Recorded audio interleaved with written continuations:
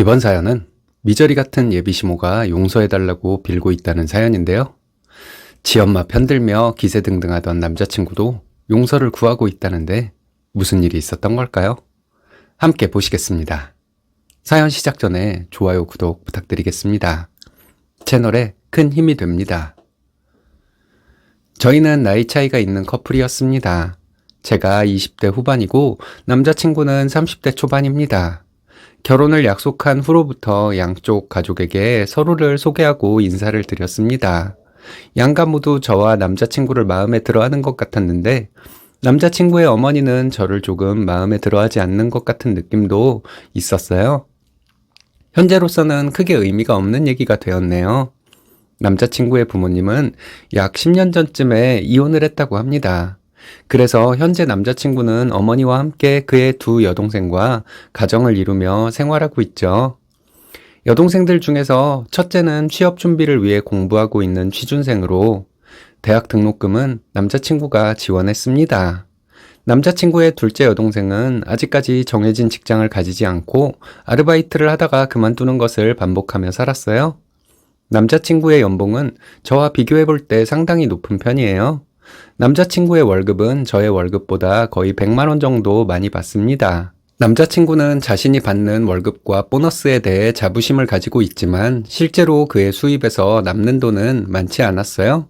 어머니에게 드리는 생활비, 두 여동생에게 주는 용돈, 집세, 차 할부금 등의 고정 지출을 고려하면 실질적으로 그의 손에 남는 돈은 거의 없었습니다. 그래서 그는 저축을 하지 못하고 있는 실정이었죠. 이런 상황을 알고 있지만 좋은 사람이라 생각했기 때문에 저는 남자친구와 결혼을 결심했습니다.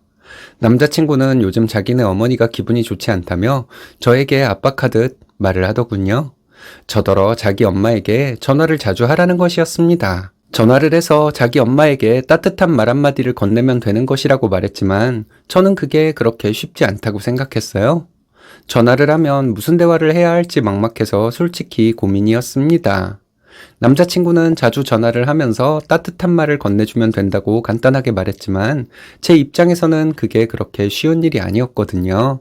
때문에 저와 남자친구는 이 문제로 몇 차례 말다툼을 하게 되었죠. 가끔은 남자친구의 어머니가 뒤에서 남자친구를 압박해서 생겼던 일이 아닐까 하는 생각도 들더군요. 저는 작년 설 연휴에 회사 업무로 인해 남자친구의 어머니를 찾아뵙지 못했어요. 남자친구는 설 전 주말에 우리 집을 찾아와서 인사를 드렸고요.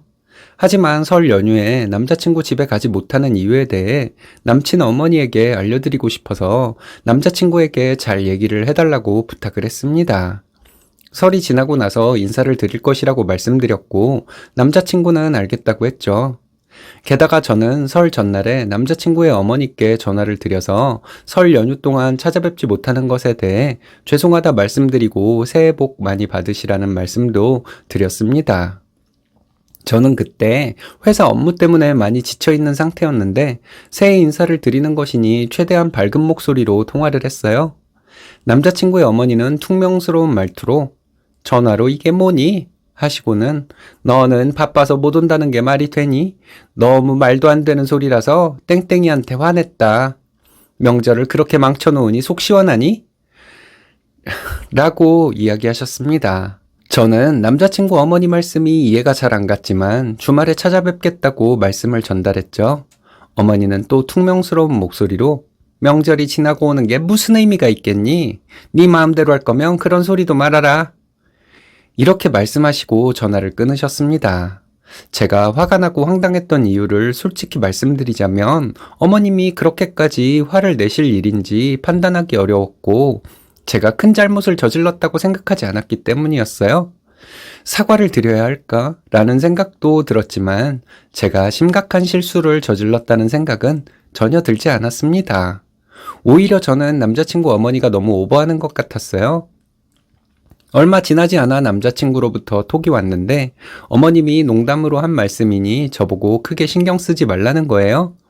근데 저는 그게 장난이었다는 생각에 더 기분이 상했습니다. 그렇지 않나요? 사람을 그렇게 혼내듯이 말을 해놓고 장난이었다고 하면 되는 건지, 그런 장난을 칠 정도로 저와 어머님 사이가 그렇게 가까운 건지, 다음 날 퇴근 후에 남자친구와 이 문제에 대해 이야기를 나누었습니다.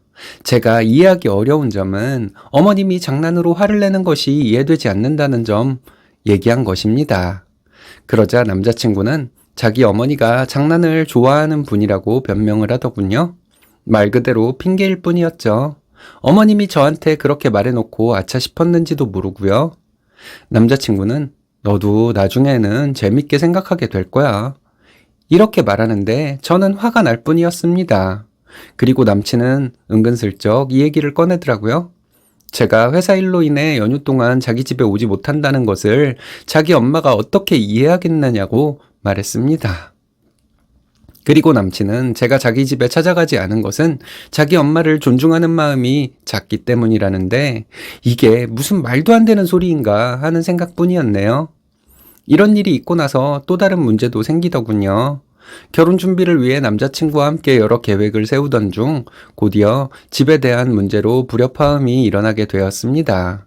남자친구는 그동안 우리 신혼집으로 본인이 살던 집을 이야기하더라고요. 반면에 저는 그동안 저희가 모아놓은 돈을 바탕으로 새로운 집을 마련해서 새로운 시작을 함께하면 어떨까 한다고 말했습니다. 제가 가지고 있는 집에서 결혼 생활을 시작하고 싶다 말했고 남자친구에게 돈이 얼마나 있는지 물었습니다. 그러나 남자친구는 지금 가지고 있는 돈이 없다고 하더군요. 남자친구는 월세집을 구해 살면서 저의 월급은 생활비로 쓰고 자기 월급은 저축을 하자고 하더군요. 게다가 월세집을 구하게 되면 방이 3개는 있어야 한다는 것이었습니다. 저는 우리 둘이 사는 집인데 왜 그렇게 방이 많은 집을 구해야 하냐고 물었죠. 방 2개짜리 집이면 충분하지 않냐고 했더니 남친은 그럼 우리 엄마는? 이래서 저는 너무 당황했어요. 그래서 응? 어머니가 왜? 이랬는데 남자친구는 인상을 쓰면서 너는 우리 엄마 생각도 안 했어? 이러는 것이었습니다. 저는 어찌해야 할 바를 모르겠더라고요. 이날 이후로 남자친구가 한동안 저에게 신경질적으로 구니까 저도 화가 나더라고요. 저는 이런 식이면 우리 결혼은 어려울 것 같다고 말했습니다. 그런데 웃긴 게 남자친구는 뭐 때문에 이러냐고 하더군요. 갑자기 우리 신혼집에 어머님이 끼어드는 것도 이상하고 설에 내가 찾아뵙지 못했다는 이유로 어머님이 나에게 화를 내셨던 것도 나는 이해가 안 간다고 말했습니다. 그랬더니 남자친구는 제가 자기 엄마에게 더 잘해드리면 된다고 하더군요. 우리는 결혼을 하기로 했으니 저는 자기 엄마의 며느리라고 생각해야 한답니다. 며느리로서 시어머니에게 하듯이 잘해야 한다나요? 저는 더 이상 말이 안 통할 것 같아서 우리 다시 생각해보자고 말했어요. 남자친구는 얼굴이 빨개지더니 아무 말도 안 하더라고요. 저는 남자친구와 무슨 이야기를 해야 할지 몰라서 며칠간 연락을 하지 않았어요. 남자친구도 연락이 없길래 남자친구도 생각할 시간이 필요한가 보다 했습니다. 며칠 후에 남자친구에게 전화가 왔는데 저는 생각할 시간이 더 필요해서 남자친구에게 톡으로 하라고 했어요. 남자친구한테 톡이 왔는데 긴 내용이었지만 요약을 하자면 우리는 모든 것이 잘 맞잖아. 이런 내용이었습니다. 저도 마음이 좀 흔들리더라고요. 하지만 남자친구 어머니가 했던 말들, 자기 엄마를 감싸는 남친의 말들을 생각하면 나는 이 결혼 자신이 없다고 답장을 보냈어요. 연인 사이로 지내는 것이라면 모를까 결혼은 정말 자신이 없었어요. 며칠 후에 저는 남자친구의 어머니로부터 전화를 받았습니다. 전화 통화 중에 어머니는 명절 때 장난을 친 것이라 하더군요. 그리고 저희끼리는 큰 문제가 없으니 결혼 준비 잘 하라고 하셨습니다. 그리고 남자친구 어머니 하시는 말씀이 본인은 자식이나 며느리에게 특별히 바라는 것이 없답니다. 너희끼리 잘 살기만 하면 된다네요. 저는 너무 어이가 없었지만 솔직하게 말씀드렸습니다. 저는 어머니께서 장난을 치신 것인지 진심으로 화를 내신 것인지 잘 모르겠다고 했죠.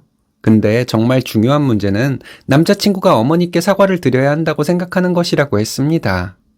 명절에 인사를 드리지 못한 이유는 회사 일 때문이었으며 다음 주말에 찾아뵐 것이라고 말했는데 남자친구와 어머니는 제가 잘못을 한 것처럼 몰아세웠는데 그건 저에게 너무한 행동이라고 말씀드렸어요. 남자친구 어머니는 그런 일로 본인이 왜 사과를 해야 하는지 본인이 뭘 잘못했는지 모르는 것 같더라고요. 어머니께서 화를 내셨을 때 남자친구는 어머니를 이해시키려 노력하는 등의 중간 역할을 하려 하지도 않았고 제가 엎드려 빌기를 강요하길래 결혼에 대한 자신감이 흔들렸다고 했습니다. 그런 것들 때문에 남자친구에게 헤어지자고 말한 상황이라 했어요. 어머니는 그래 알았다. 마음대로 해라. 이러시고는 전화를 뚝 끊어버리더라고요. 저는 그렇게 정리된 줄 알았는데 남자친구의 어머니는 다음 날부터 매일같이 전화를 하셨습니다. 저는 전화를 받을 이유가 없어서 전화를 받지 않았죠. 제가 계속 전화를 안 받았더니 남자친구 어머니는 톡을 보냈더라고요. 욕과 저주가 섞인 내용이었습니다.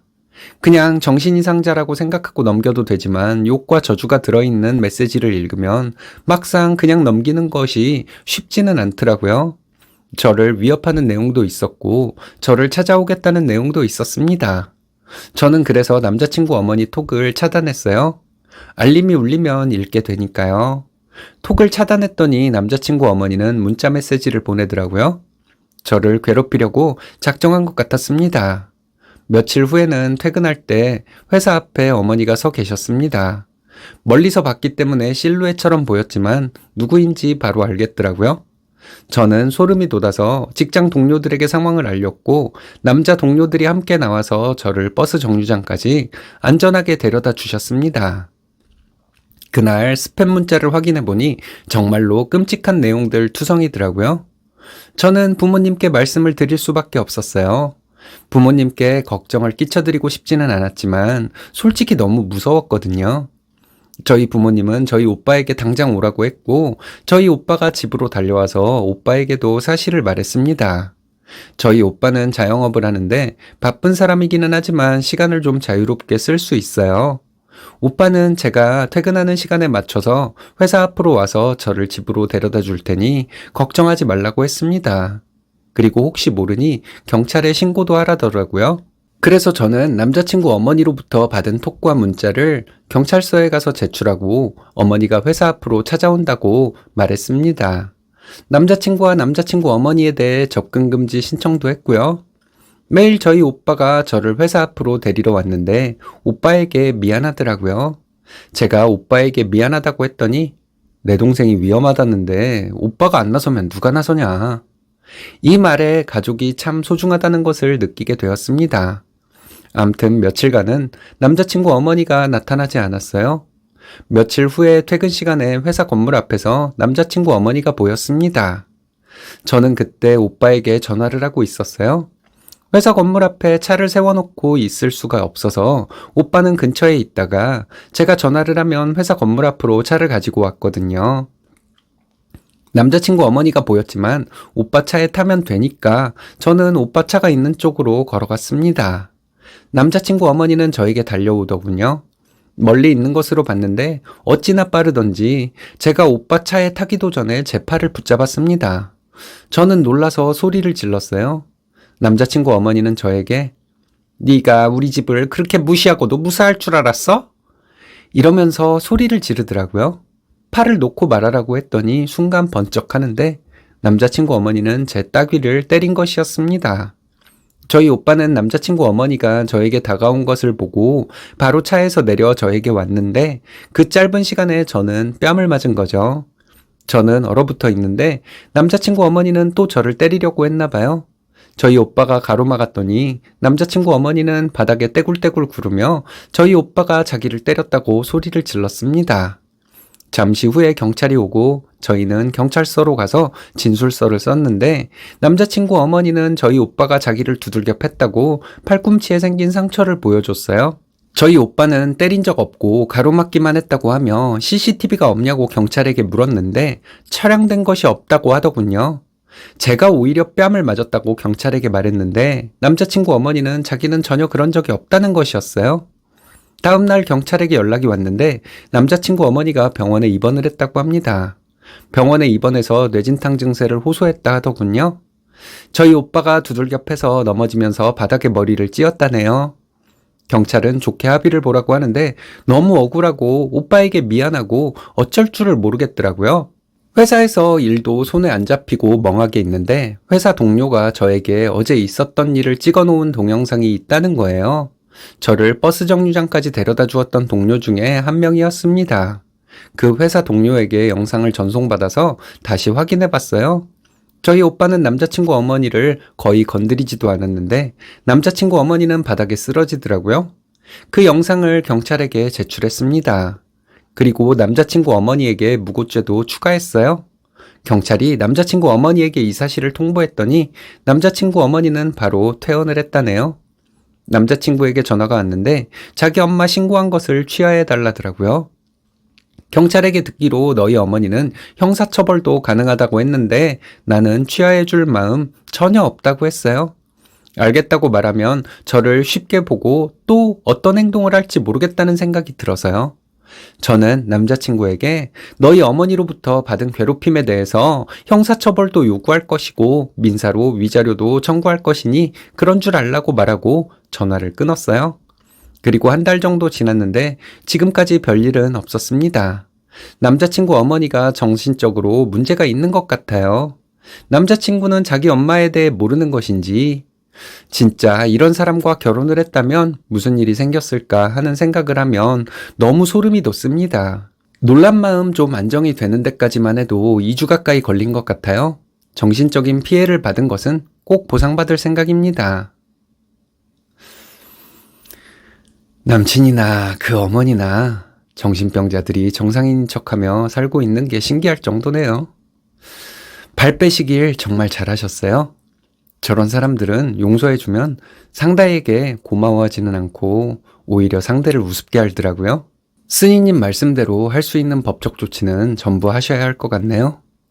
시간이 흘러 일이 마무리가 되면 똑소리 나는 스님님에게 좋은 일만 있을 거라 생각합니다.